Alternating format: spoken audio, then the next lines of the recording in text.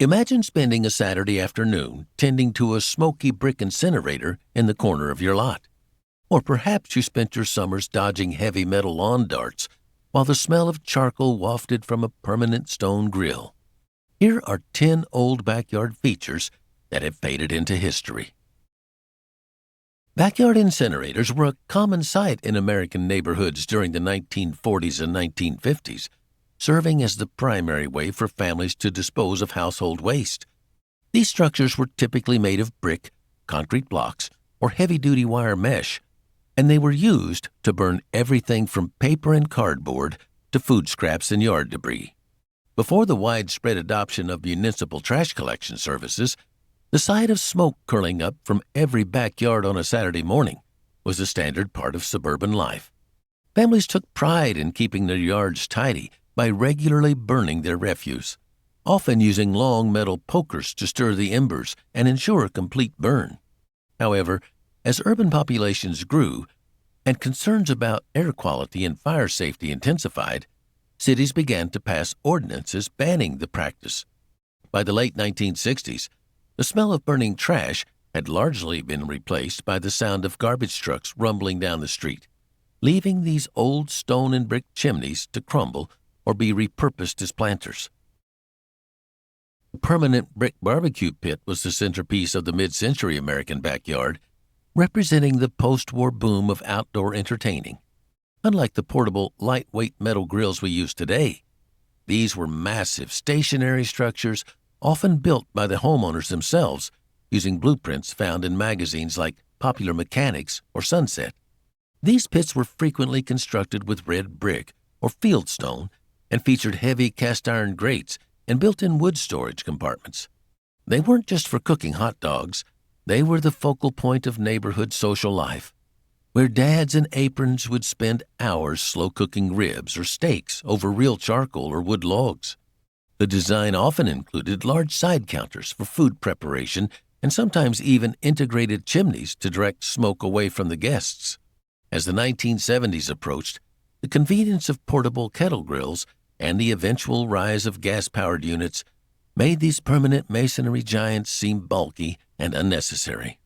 Today, many of these weathered stone pits can still be found in older neighborhoods, often overgrown with ivy and serving as a silent reminder of the golden age of the backyard cookout.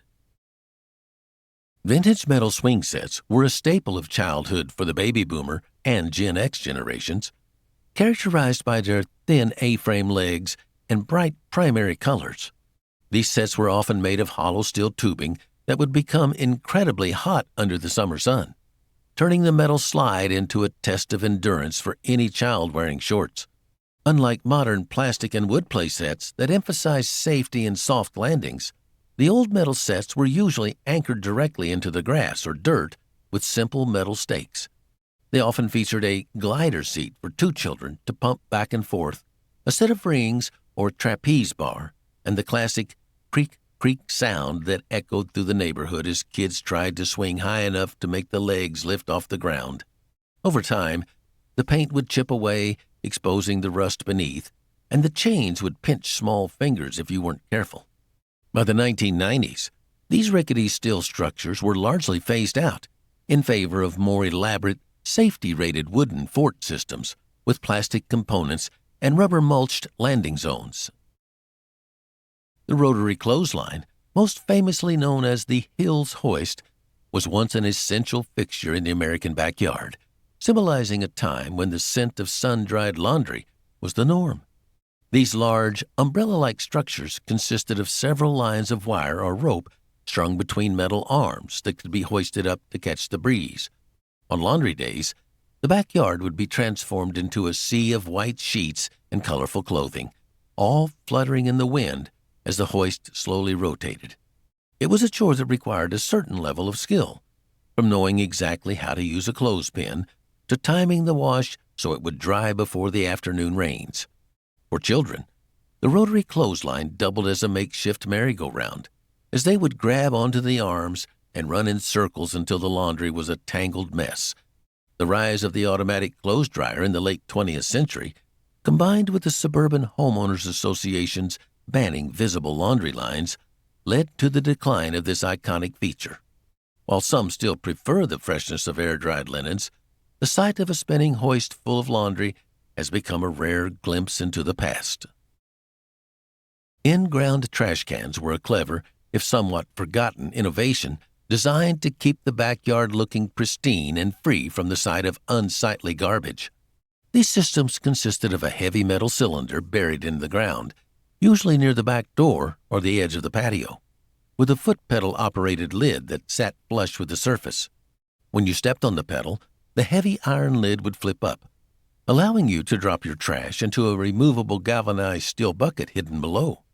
This design was particularly effective at keeping neighborhood dogs and raccoons out of the refuse, and it prevented the wind from knocking over cans and spreading litter across the lawn. However, they were difficult to maintain, as the metal buckets would eventually rust through, and the underground pits would fill with water or debris. As plastic trash bins with wheels became the industry standard for municipal pickup, these sunken receptacles were filled with concrete or simply paved over. Many homeowners today might discover a mysterious metal circle in their older backyard, unaware that it was once the high-tech solution for mid-century waste management. Victory gardens were a patriotic backyard feature that defined the American landscape during World War II, as millions of families turned their flower beds into vegetable patches. Encouraged by the government to supplement food rations and boost morale, these gardens were found in almost every available space, from small city lots to sprawling suburban yards.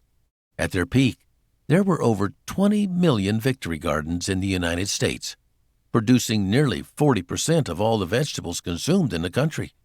Growing tomatoes, beans, carrots, and potatoes became a community effort, with neighbors trading seeds and advice over the back fence. After the war ended, the urgency of home food production faded, and the American obsession with the perfect manicured green lawn began to take hold. The vegetable patches were replaced by lush carpets of Kentucky bluegrass, and the backyard transitioned from a place of production to a place of pure leisure. While home gardening has seen a recent resurgence, the specific cultural phenomenon of the Victory Garden remains a unique chapter of 1940s Americana. Concrete lawn ornaments were the height of backyard fashion in the mid-20th century, adding a touch of whimsical and sometimes kitschy personality to the garden. Perhaps the most famous was the pink flamingo, designed by Don Featherstone in 1957, which became an overnight sensation and a symbol of suburban style. Beyond the flamingos, backyards were often populated by heavy concrete statues of gnomes, deer, and the classic donkey and cart planter that would be filled with petunias or marigolds. Many homes also featured ornate concrete bird baths, often placed as a central focal point on the lawn to attract local wildlife.